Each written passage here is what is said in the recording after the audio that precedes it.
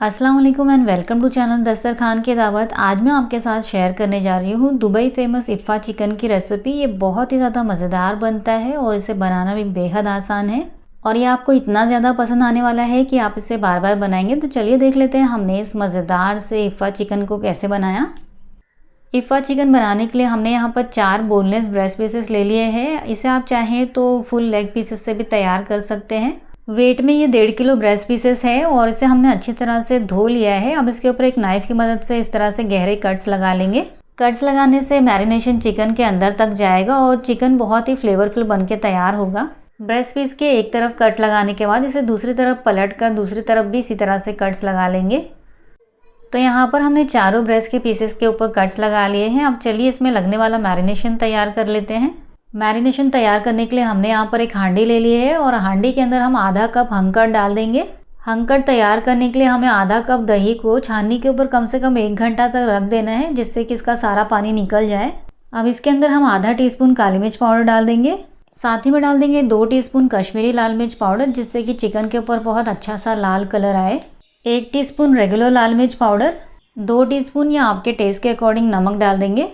1 teaspoon गरम मसाला powder, 1/4 teaspoon हल्दी powder, 2 tablespoon अदरक लहसुन का पेस्ट।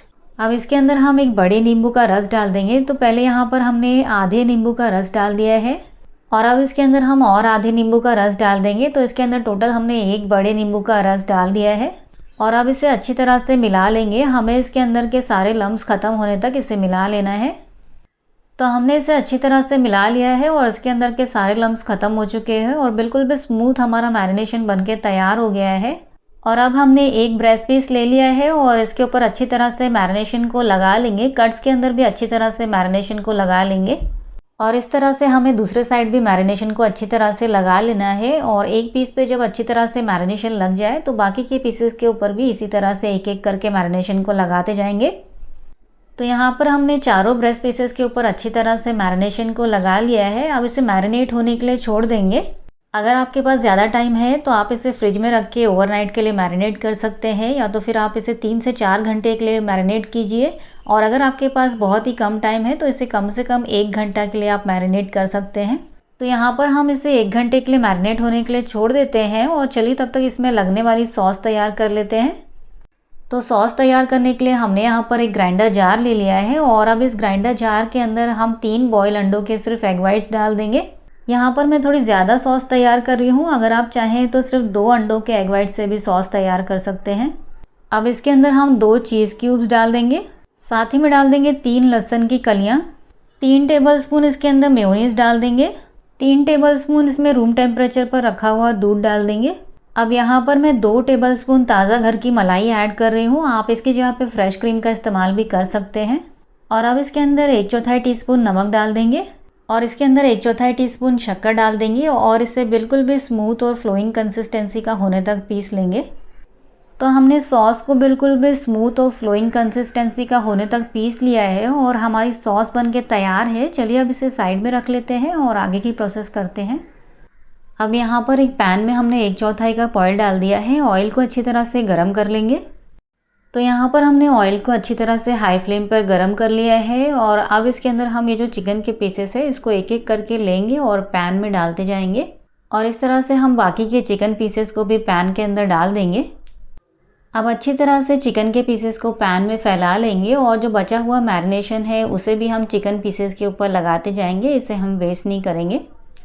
और अब चिकन पीसेस को हम हाई फ्लेम पर 1 मिनट तक फ्राई होने देंगे। उसके बाद हम इसे दूसरी तरफ पलटेंगे। तो चिकन पीसेस को हाई फ्लेम पर फ्राई होते हुए 1 मिनट हो चुके हैं। चलिए अब इसे दूसरी तरफ पलट लेते हैं और इस तरह से हम बाकी के चिकन पीसेस को भी दूसरी तरफ पलट लेंगे और दूसरी तरफ से भी इसे हाई फ्लेम पर 1 मिनट के लिए फ्राई कर लेंगे।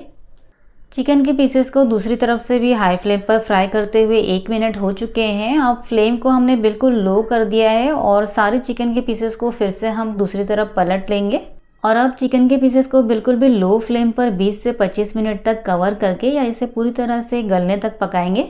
हर 8 से 10 मिनट बाद इसे पलटते रहेंगे।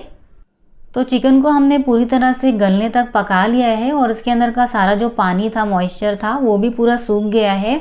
और अगर इसके अंदर थोड़ा सा पानी रह जाता है तो आपको फ्लेम को थोड़ा हाई करके इसका पानी पूरा सुखा लेना है।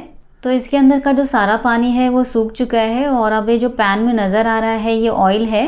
तो अब हर एक चिकन पीसेस के ऊपर की तरफ ही हम ये जो तैयार की हुई सॉस है वो लगा लेंगे। सॉस को हम ग्रेवी के साथ मिक्स नहीं करेंगे, सिर्फ चिकन के ऊपर के पार्ट पे ही इसे लगाएंगे। तो फ्लेम को हमने बिल्कुल भी लो रखा है और चारों चिकन पीसेस के ऊपर हमने सॉस लगा दी है। अब इसे थोड़ा सा हरा धनिया से गार्निश कर देंगे।